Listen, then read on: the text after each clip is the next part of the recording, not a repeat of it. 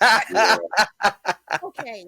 those are I my. know, I know, I know I'm pushing you on time. I know I am pushing you on time. I'm really Honestly, sorry. don't worry about the time. I'm loving this conversation. It's cool.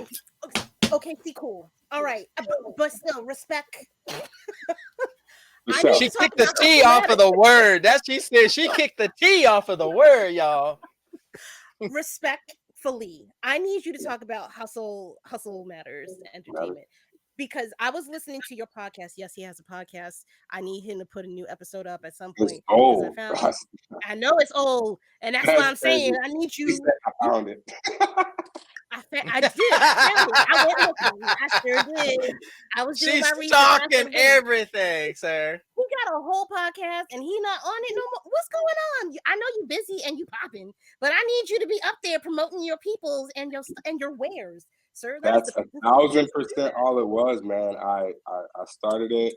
You know, I'm a guy that I don't really like wait. Like I want to make a comic. I'm not gonna read a million books. I'm gonna make a comic. I want to do something. I'm gonna just get in there.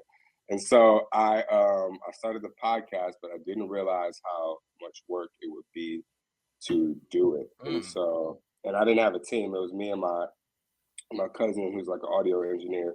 And so I'm booking the talent, I'm scheduling it, and then I'm like I'm forgetting when I have appointments, and then I'm like, then I gotta listen. I record the podcast, and I gotta he has to edit it, and I gotta listen to the edit, and then it was just like it was get interfering with my actual hustle, my actual work, and so I was like, yo, what's more important, the hustle or talking about the hustle?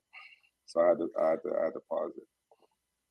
Dude, But which if I get more help or like people that like do that, um, I would totally be open to doing it again. And I know a lot of cool people that I could sit down and have dope conversations with, you know. So you are funny over there. I my see. guy, my guy. What you mean? She, You know a couple people? What you I, mean? What you mean? You bruh. know a few people, bruh. For real. His reaction was everything.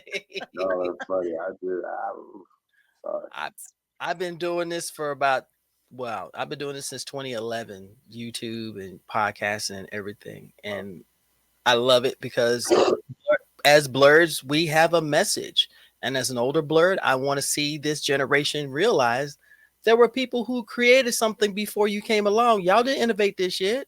There are people Man, who got knowledge and wisdom and projects and so many different things.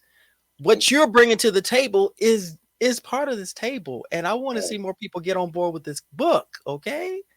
thank you. But honestly, just meeting you is so dope because even just looking at you makes me realize I haven't met a lot of older blurs. And I like my dad got me into superheroes and stuff when I was a little boy because he loved Batman and Superman and stuff, but he kind of not tapped out, but like he didn't read comics and watch shows. It was just something he loved when he was a kid. And anytime like Mm-hmm. a new cartoon would come on for us, he would be down and sit and watch it, you know. But it wasn't like he was collecting comics or he was like a real Right. connoisseur of it. And so, and he was probably the oldest Blerd to me, you know what I mean? And that was, 30 years ago. And he went in the vault, he showed me some old pictures he drew of Superman when he was a kid and stuff like that. But it was like it made me think, I'm like, I don't know a lot of people like past my generation that really like loves and lives and breathes this stuff. So it's dope seeing you like I've been in comics since I was 9 and this story is brilliant and brother, let me tell you, like that's hard. That's hard. I appreciate that. I do. Yeah. Since It's '08, it's a journey on these internet streets. yeah, dude. It's different. Yeah. I coming behind a little bit behind Navy. It was a different fucking world, man. Like I didn't think, especially as a black girl, reading comics and such. Mm, That's That not. part. What do you? How did you even find? Like, how did you find this? Where did you go? Who taught you? Why did we let you in? There was a lot of gatekeeping, and I had to mm, navigate those spaces on Mm-hmm. my little bitty itty itty own. yeah. But like I'm just now finding my tribe while doing all of this. So this has opened up a whole new door and it's been incredibly welcoming. Like I have not come across no type of negativity at all. And I Mm-mm. wish that I had this growing up. Cause I don't know where I would be now, or how much further along I would be now. Um, and I say all that to say, I don't know how Navy survived being a Blerd. I'm serious. I'm Woo! serious. It's Yeah, not that's not light work. I think I had it easier than him, but it was still hard. Um, yeah. dude, It's it's this is a wonderful, amazing you. community with a You few gotta outliers. feel like I asked my grandma like what it's like experiencing like hoses and dogs and the Great Depression and shit to seeing a black president and everything. That's kind of gotta what you gotta feel like in the comic space. It's like, bro, when you think about like the underrepresentation of us just in comics in the start, Mhm. and then even like how comics and anime and pop culture, how mainstream it's become just in the last Yeah. decade. It's like people used to get bullied and teased and ostracized for the stuff that rappers rap about now. And Hmm. it's like everyone like, man, I see it all the time. And girls are like, oh, I just want a guy that likes anime and comics. Like, No, you what? don't. No, you don't. You know What? you don't. I'm Like, gonna say this. who is I'm this gonna say it now? straight up. You Shut your lie. ass up, cause And no, I you know You don't. lie. they're just No, you pandering. don't. They're just No, pandering. you And for don't. me, I've always been a nerd and a blerd, but the only thing that stopped me from being ostracized about it was I was also the captain of the basketball team and things of that nature. So Mm, Mhm. I was like Troy Bolton singing this. I was the jock, but I was the blerd. So you couldn't really tease me. That's what I'm But talking about. you know what I mean? So and now it's just like, so yeah, you definitely seen some stuff. You definitely went through it. Let's just say my oh, you don't feel like this y'all feel like like church. like Then church? after Yeah, but you paying, you paying. I got Hallelujah. Popeyes by my house. You can PayPal me. You could get dinner for us. This is fellowship right here. It's the I didn't funniest know thing. if anybody was watching, but for everyone who's watching, let's keep the fellowship going. Follow me at Aaron.Coney on Instagram. Yes, please. Tap in. Anyway, keep going. Please follow this brother. No, I agree. When you have standard bearers like this young man right here who are creating and they're adding to this beautiful tapestry of blurred creativity, this is a flag that continues to be flown. This is a masterpiece that needs to continue to be seen.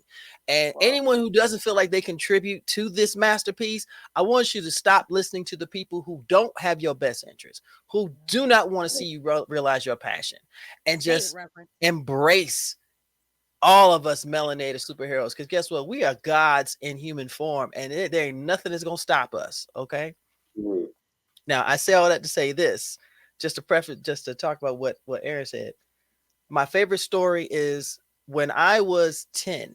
I was in front of my grandmother's house. I was reading my comics. In fact, I was reading Black Panther #1, and I was reading it. And I had bullies. There are people who just didn't like me because I was smart and I like comics. They thought I was weird. So as I'm Yep. sitting on the porch and I'm reading, I'm enjoying myself. I feel something hit me in the head, and I hit the screen door. One of the guys was standing in the street, threw a rock at my Look head. at you. Get the fuck out of here. Threw a rock at my head. Him and his 4 friends. And when I looked up with blood coming out my, he runs away. I did not cry. I wiped it out my eyes and I finished reading my comic. And when I finished it, I went inside. My grandma said, "Baby, what happened to you?" I got hit in the head with a rock. "Were you fighting?" "No, I was reading." Held up Wow. the comics. I held up the comics. She Wow. went, "Boy, them comics is gonna kill you." I'm 55. Nope. I'm not in my damn Not business. the Read comics. my comics. Still here. And I still got the Black Panther #1 along with all these other treasures. Sheesh. Yeah, my guy. No, Hey, I ain't stay right never here. letting him go. I'm gonna Never. stay right here for 2 seconds. I'm gonna get something that you might appreciate. Oh, Oh see, he gonna make me no. fall out this chair. Aaron gonna make me fall out this chair. I see No. what it's all about. He about to make me Oh, fall I out of don't this chair. wanna. So you're going to take it just like me. Okay. Pause. I You're going to don't take it just like me. wanna. Pause. You're going to take it just like me. Pause. Okay. You're going to Oh like my it too. gosh. Pause again. Oh. Uh,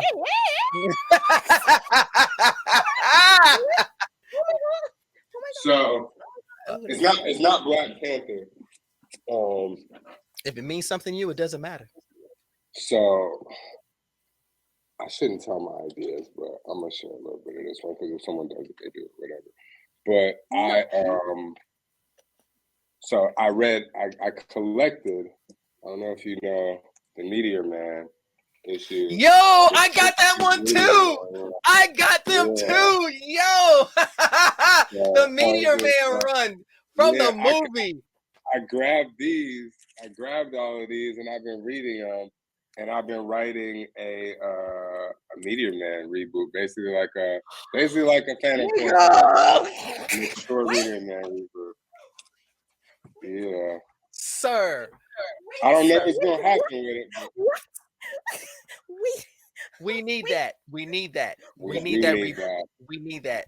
Robert Hurry up. Townsend as Meteor Man back then. I don't care what anyone says. That movie was phenomenal. Mantis on Fox was amazing. And the fact that he licensed it out and did a run with Marvel, I was like, that's brilliant. I mean, he met Spider-Man, bro. That's epic. You know what I mean? So, it was dope. And so I just my brain started going, and I wrote a little something, and just like a treatment for like a one-sheeter about the plot of the stuff. And I don't know Robert Townsend. I do know his manager, but I want to connect with him and see if we can do something. That's crazy. I need this to happen. Okay, I need this to happen because I remember going to the theater to see Meteor Man, and that was when you start seeing all Black crowds. Me too. And everybody was loving this because that hero looked like us. He looked like us, and like when I watched it, I watched it and I read them all because I was trying to get in the mode for this writing, and I was like, I know he made it a comedy and he gave it all the he can fly, he's strong, all these type of things, but I was like at the essence, I was like, it's so creative and it's so original, and he is the first live action Black superhero. You know what I mean? Walter Jones followed suit 2 weeks later when he morphed on as a Black Ranger, but like live action, I was like, not Shaft or nothing. Those were like, you know what I mean? Those were it, and it was so dope. And what you talked about earlier, and the same thing that I'm all about was like ownership. He owns that character. He licensed it out with Marvel, but that's not a Marvel character. That's a Townsend Studios, and so I was like, that's his. It's dope, and it's his, and that's all I connect with him because he got the keys, and I don't think he realized, like he said, what he was doing. I know he was like, "Oh, we'll make a comedy superhero movie," but like he did something with that, and I think it's dope, and especially like the creativity of how the meteor just hit him and when all of that's got to change, but like the meteor, and then the concept of like touching the books and being able to absorb that skill, almost like come on, man. Matrix, downloading Kung Fu and like all of these, I'm like, I know how to find. I'm like, bro, that was dope. You know how many cool things you could do with that? I was like, that's dope. What did he do? I loved it. Him doing all that. He did it before the Matrix. He did it before that terrible Green Lantern movie. Like he has gem. Like it's a comedy, but there's so much you can branch off of just from there. Like people say all jokes ain't funny. Sometimes they're fucking smart, and that you just don't know how smart they are and where you can exactly. That's how I felt with that. That was smart, and you probably don't even know how smart that was. Like, so. And then we get Blade, and when Blade came on the scene. Crazy. You kind of feel like people aren't giving the credit to where it goes because honestly, Robert Townsend, Al Simmons, yes, it was Michael Jai White, man, it was there again. Seeing our folks on the screen, and we fast forward when Black Lightning came on CW came on the CW. I cried on that first episode because I grew up with Black Lightning. I grew up with Jefferson Pierce. And seeing him back then from the 70s where he had the blue and yellow and he was on the ground and he didn't have all these powers just yet, but he was like Luke Cage. He only wanted to take care of his hood. He wanted to take care of his community. He didn't want to be an intergalactic hero. He said, nah, let's take care of problems here at home. Yeah. And to see that made me emotional. And let me tell you, when That's you meet dope. your heroes, man. Cress Williams, I had to hold it when I met him. Let me tell you, met Cress Williams. I met China. I met oh my gosh, Marvin That's Jones. I met the whole cast. It that's was same. They're cool people. I see them at Comic Cons and stuff in the green room, and like I'll give them their flowers, and I think it is dope too. Um, yeah, I think it's dope just to see Black heroes, and I feel like Hollywood does us a disservice because like they'll do it, and then it'll mhm. be dope, then they'll just stop. You know what I mean? It's like Yeah. even down to the mere fact, it's like Static could be for DC what Miles is for Marvel if they did something with him. And I it's like, don't but like he had a understand. hit animated show, and we just ain't seen him since. He had a little sprinkle in Young Justice and a little couple. It's like, bro, do something with that IP. What are we talking about? Here's I the problem. Here's the problem. When Milestone came out, DC wasn't Two even a thing. Michigan boys, by the way. Yeah, I'm from facts. Detroit. I'm from Detroit, and they were in Ann Arbor, so shout out Milestone. When Milestone came out, Dennis Cowan, Dwayne McDuffie, the whole crew, and they created something that no one else could touch.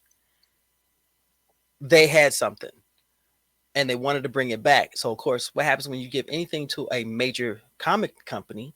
They want to Mm-hmm. try and make it their own, but Mm-hmm. they fought it. Said, no, no, no, no, no, no, no, no. We made this. We created this. This is Right. still ours. We just mhm. need your help getting it published. Yeah, publishing and Yes, distribution, but we don't. Mm-hmm. that's how they Ownership get you. didn't change. All No. right, right. They So, make it seem they make it seem like it's impossible to get that all of that done. But if you're thinking on like a national and global scale, yeah, as one person, yeah, you're not going to be able to do that and get that done. But you want what I have. You didn't have the intellect to create this thing. If you want to take a little bit of the credit in order to get this put out worldwide, I will give you that credit. But you're not taking my idea. No, boo That's boo. We're not working essentially together here.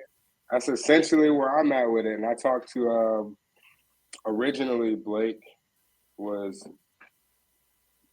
not apprehensive, but he just thought we should go with Boom and make it Power Rangers. He's like, bro, but and I was like, no. mm, And I was No, like, you and I I'm gotta was glad like, you fight, did. you baby. don't You gotta understand the fight. ownership aspect. And then I was like, um, we're doing it very independently. I make it, I order it, they print them, I package them, I ship them right now. And it's like we've done, like I said, man, I think I only printed 150 copies, but it was like, I obviously want people like, is it in my comic shop? And I'm like, nah, it's not there yet. We don't sell digital copies online because I want to preserve and bring back like physical media. And so we're not selling it digitally. You got to pick it up at a Comic Con right now. And and so yeah, and so like, but I'm like, I do want it in comic shops around the country, and I do. But I was like, all I can do is all I can do. And right now, we're gonna make a dope story. We're gonna put it out there, and then let the streets talk, and it'll get to the big dogs eventually. I was like, it was beautiful. I think Uh-uh. you're making me think, and that's I think that's the only thing that's missing within within That's scary. the She's independent. thinking. Watch out. Duck, Aaron. Watch out. Uh-oh. I we don't have a black publishing company. We don't. Do we not? That's the only thing that's missing. We have the creative ideas, we have the drive, we have art, we the voices, we have a platform Hmm. Hmm. everywhere to promote all this stuff. The only thing we don't have in this puzzle is distribution. That's it. And Interesting. I'm imploring You're right. somebody that might be listening, You're speed this right. shit up. I work. Let's I, go. I work. I work with like our book. Everything I do, I try to like give it back to Detroit, give it back to Michigan. So my clothes, Hustle Matters, is made in Livonia, Michigan, right outside Detroit. My book is printed in Detroit, and so and I was talking to a comic publisher, and they were in Flint, Michigan, but Hmm. they weren't black. The guys that make this are white. Actually, they're all white. All the companies. Yeah. It's made in Michigan. They're made in Detroit, but they're still all white. Now that I think about it. Hmm. And so interesting. And that's It's the isn't that a tough. phrase in Hollywood? Distribution is key. I think, and I think what it boils down to, if someone is willing to create a black distribution company, I would like, and this is my suggestion, keep this in mind. You're not in competition with the white companies. You're opening doors for black creatives. That's the key. You The demographic you is different. Yeah, you literally have the keys to the kingdom yeah, because there no who wants I'm not going to be a Debbie Downer. I'm trying not to be. Nobody's trying to work with, especially now. Nobody's trying to work with us. They're not You worthy. literally, if you figure this shit out, you are good for damn near for life. You could make any kind of deal that you want to. You could from the smallest amount of money to the largest amount of money. You can do it on a sliding pay scale for whoever it is that you want to have your stuff put out to. You are locked in for the foreseeable future. Hmm. And you that's the only thing you touched that's on something that it's gonna make me pivot a little bit, but someone that asked me this made me think of it. I was talking about writers and like I have like the heights, the weights, the nationality of all these characters that you're gonna come to meet. And he had asked me, he was like, does this character at first Jackson, he was like, does Jackson have to be mixed? And he's like, he looks white on the first page. I was like, no. I was like, yeah, he needs to be mixed. It's important. And I was like, for the sake of where the story's going. And I was like, and a lot of mixed kids look white when they're younger and they come into their blackness as they get older. And so I Hmm. was like, I do want that. And then other characters, he was like, well, man, he was like, a lot of our main protagonists, they're like mostly black. I was like, no, he was like, don't think we should like make one of them something this or make one of them. And I was like, no. And I was like, and I was like, and I don't feel bad about saying that because I was like, 85% of the Power Rangers are white, 85% of the Avengers are white, 85. And I was like, and everyone bitches and complains when we race bend and they say, why don't you just make a new black hero? I said, fine, I'm gonna do that. But don't okay. bitch that there's not a lot of white people in this Thank story. you. Oh, I'm Like, sorry. Would I'm you gonna be the change that I want to see in media, and it's very purposeful. And so I told her my wife, I was like, yeah, they got to stay like that. And like we give our flowers, we got some true black girls in the story. We give our flowers to black women in the story. So it's gonna be can I dope. I want to pause you for 2 seconds.